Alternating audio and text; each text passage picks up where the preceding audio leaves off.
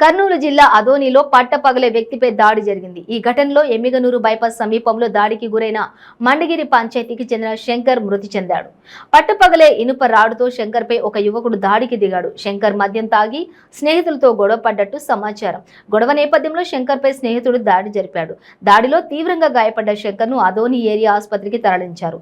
తర్వాత పరిస్థితి విషమించడంతో కర్నూలు ప్రభుత్వ ఆసుపత్రికి పంపారు. అక్కడ చికిత్స పొందుతూ శంకర్ మృతి చెందాడు.